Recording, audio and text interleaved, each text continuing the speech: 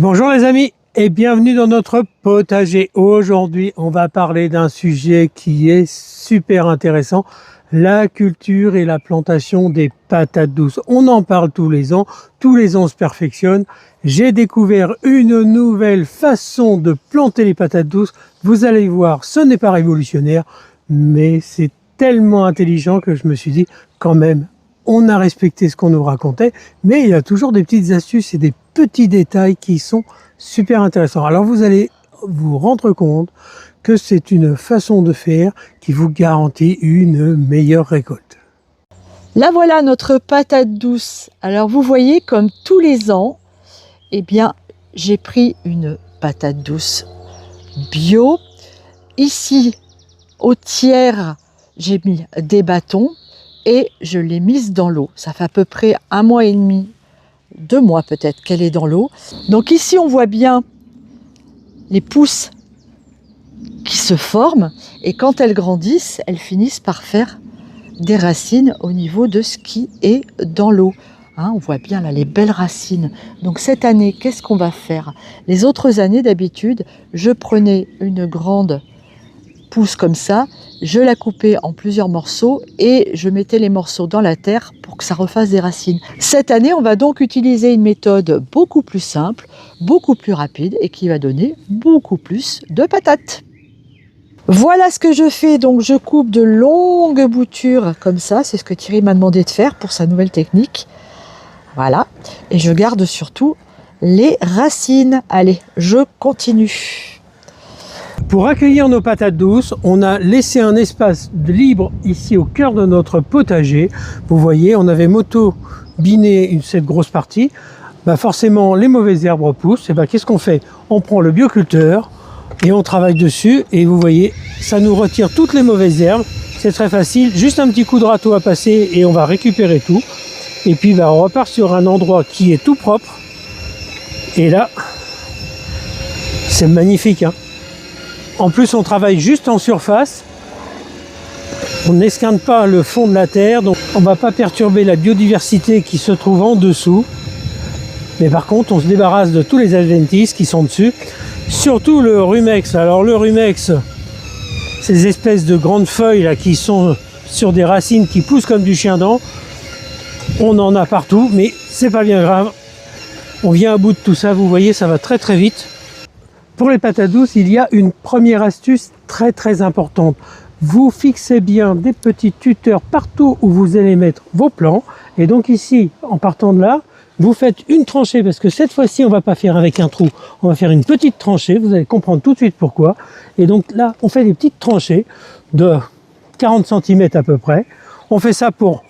Là, on a une douzaine de plants. Alors donc, vous avez vu, une patate douce, ça nous donne une douzaine de plants qui vont nous donner plusieurs patates douces. Donc, c'est super rentable, c'est super facile.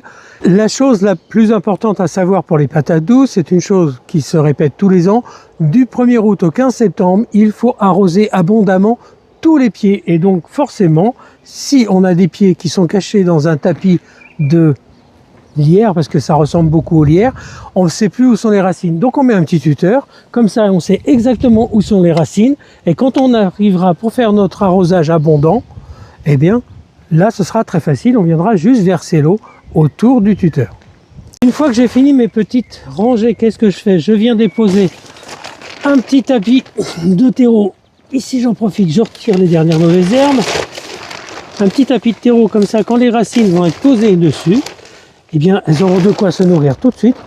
On favorise la levée de la culture. Vous allez voir, c'est pas compliqué. Cette technique, c'est pas moi qui l'ai inventée. J'ai vu un reportage dans les pays où on plante les patates douces et les gens disaient que c'était comme ça qu'ils faisaient et ça marche super bien. Alors, il n'y a pas de raison que ça ne marche pas chez nous. On a toujours un doute quand c'est une première fois, mais là, vous voyez, on enfonce bien la racine, on plante, on recouvre et on laisse juste le haut de la tige qui continue de courir, qui va travailler directement. Et donc toute cette partie-là, elle est enterrée. Donc ça va multiplier les points d'ancrage pour avoir plus de patates douces. Alors maintenant, tort ou raison, on verra bien. C'est l'avenir qui nous le dira, mais c'est pas très compliqué. Qu'est-ce qu'il reste à faire maintenant? On a un des petits repères, on sait que le pied il est ici devant, pareil ici. Donc on arrose régulièrement. Hein. Je vous ai dit, le gros arrosage intensif, c'est du 1er août au 15 septembre. Bon les amis, ça y est, c'est fait. Hein. On n'a pas besoin de se casser beaucoup la tête, vous voyez. C'est un travail qui est agréable hein, de faire des plantations. On est ravis. Donc l'année dernière, on n'a pas eu une grosse récolte. Donc c'est pour ça que j'ai cherché une nouvelle technique, parce que je me suis dit, peut-être que j'ai loupé quelque chose. Les autres années, bon, c'est pas des récoltes non plus extraordinaires, parce qu'il ne faut pas oublier qu'ici on est en Bretagne, et qu'en Bretagne, bah, on n'a pas le temps de la Côte d'Azur ou des pays qui sont très chauds. Mais on arrive quand même à avoir des jolies patates douces. Donc l'année dernière, c'était un peu timoré. Je me suis dit, bon, il y a peut-être une petite technique à avancer, aller chercher un peu plus loin. Et ben, je crois que j'ai trouvé mon bonheur. Il ne me reste plus qu'à vous souhaiter un très bon jardinage. C'est la pleine période où on est en train de planter. On commence à voir les premières récoltes, les radis. On a des salades qui se mangent. Enfin, ça y est, c'est parti. Hein. Vraiment, on commence à voir les premiers fruits de nos travaux d'hiver. Bon, bah maintenant, il y a le désherbage parce que dès qu'il va faire chaud, bah, toutes ces herbes vont sortir. Il y a aussi les fraisiers qui donnent bien, mais les fraisiers ont beaucoup d'amateurs. Hein. Alors, entre les oiseaux et puis les campagnols, on est obligé de mettre des tapettes, mais bon, ça fait partie du moment. Je vous souhaite une très bonne semaine. Je vous laisse avec Sandrine pour plein de nouvelles recettes. Et puis, on continuera la semaine prochaine de parler de nos belles aventures. Je vous en réserve une qui est pas mal d'ailleurs. Allez, à très bientôt.